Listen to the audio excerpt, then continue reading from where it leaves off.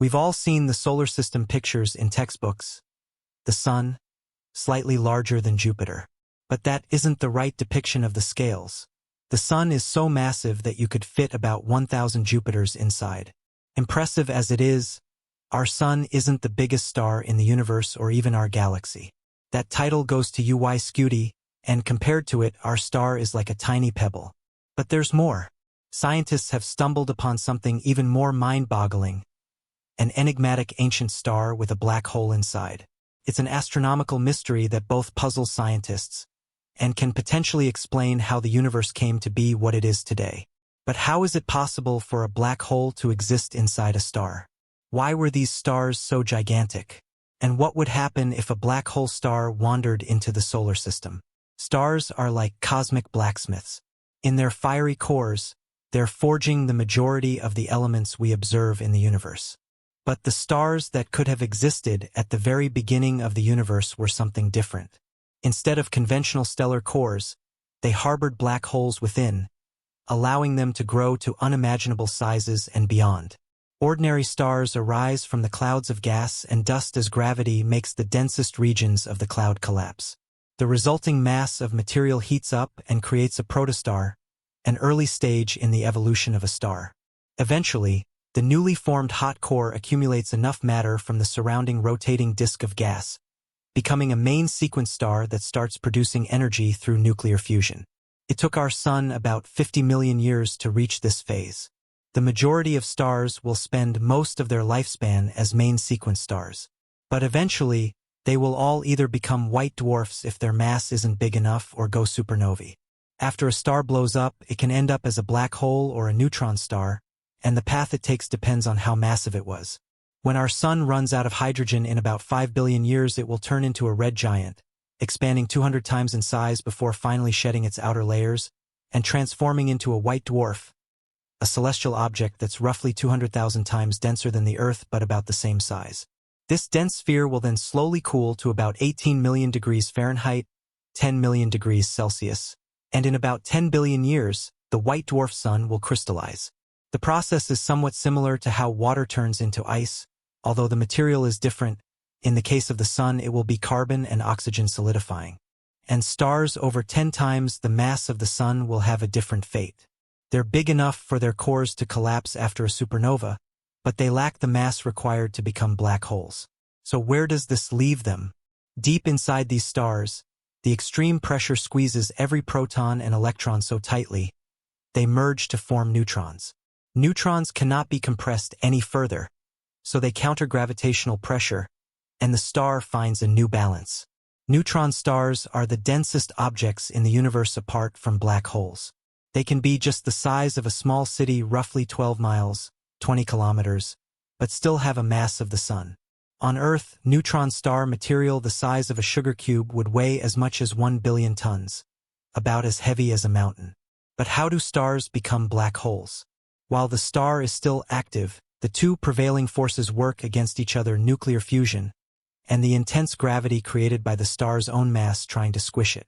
Once there's no fuel left to power nuclear fusion, there's no longer a force to counter gravity, and the star collapses in on itself, just like the controlled demolition of a concrete building. Einstein believed that anything could become a black hole if it had sufficient mass and was compressed inside a certain radius. Black holes keep on growing throughout their lifespan, devouring any material that gets too close. When this happens, the region where gravitational pull becomes so strong that nothing can escape increases, and the black hole consumes even more nearby material. It's somewhat like the sinking of ground due to the collapse of underground structures. Although with black holes, it is a gravitational sinkhole, gradually accelerating as its event horizon grows. Normally, black holes have a limit on how fast they can expand. This happens because of something called the Eddington luminosity limit. Basically, it's the point at which a black hole can't take in material faster than it already does. If you were filling a car tire with air, and it had small holes in it, the increased pressure inside would make some of the excess air escape. In space, something similar happens with rotating black holes. As matter spirals toward a black hole, it goes faster and faster. Because of this, about 42% of this matter can be converted into energy. And this radiation is so powerful it can push some of that incoming material away, just like a car tire pushes the air away. This process is so efficient, the radiation emitted away surpasses the energy output from nuclear fusion in stars. Just imagine a future where we find a way to harness this energy and use it for our needs. Even supermassive black holes with a large surface area that attracts matter have this limit. They are at the center of almost every galaxy out there, and some of these supermassive black holes have been recently discovered to be much larger than we thought. That's one of the greatest mysteries in astronomy. The gradual accumulation of matter over the age of the universe fails to explain their enormous size. But there's something that might unravel the mystery. Black hole stars or quasistars must have been the largest celestial bodies to ever exist, dwarfing even the most gigantic black holes we've discovered so far. Today, the conditions of the universe do not allow black hole stars to form, but at the beginning of time, space was packed with massive gas clouds. Within these dense regions of space, material collapsed in on itself under its own gravity, and because there was so much more of it, it piled up, giving rise to baby stars of extraordinary magnitude. Although there's an idea that they may have originated from dark matter halos, invisible spherical regions of dark matter of up to 100 million solar masses, where thousands of supermassive stars could form. Normally, large stars would go supernova and leave behind massive black holes. But these celestial giants weren't just large.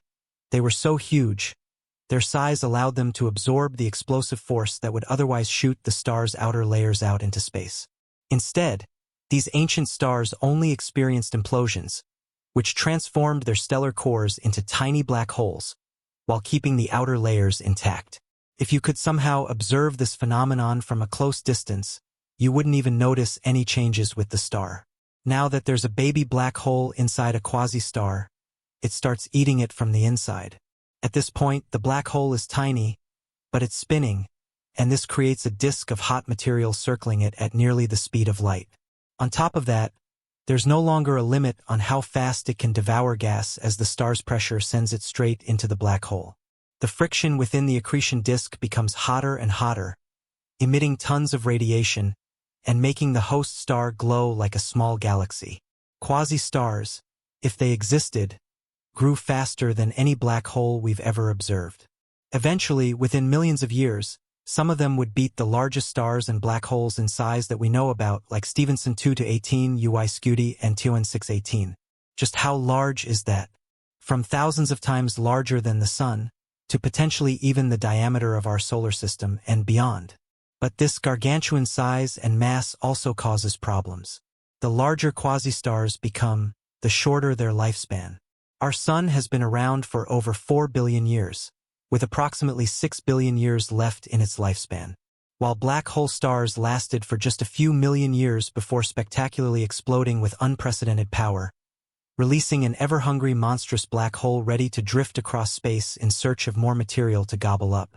But what if a star like this wandered into our peaceful celestial neighborhood? Once a quasi-star found its way into the solar system, its gravitational influence would disrupt the established orbits of planets and celestial bodies.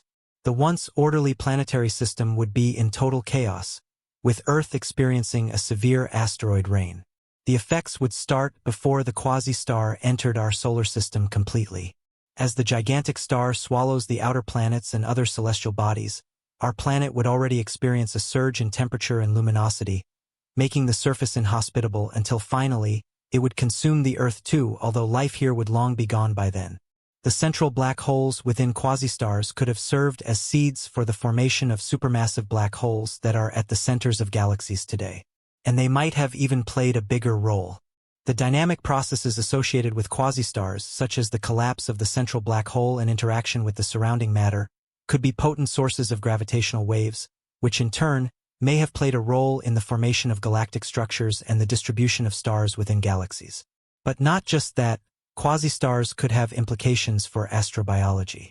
The intense radiation from these objects might have affected the habitability of planets in their vicinity, potentially shaping the conditions for life in unexpected ways. That said, in the context of cosmic evolution, quasi-stars might have set the future by shaping the early universe in unthinkable ways. But here's another mind-blowing thought for you. although there are probably no quasi-stars in our universe. Today, tiny black holes roughly the mass of an asteroid from the dawn of time might still be here. Theoretical physicists speculate that if such black holes were abundant, they could be drifting around space, sometimes ending up trapped within gas clouds. There, as new stars would be born, primordial black holes would eventually find their way into the star's cores. Even black holes the mass of Pluto would grow enormously within just a few 100 million years, a relatively short period of time in a star's evolution. So even our sun could have one, which the great late Stephen Hawking once suggested.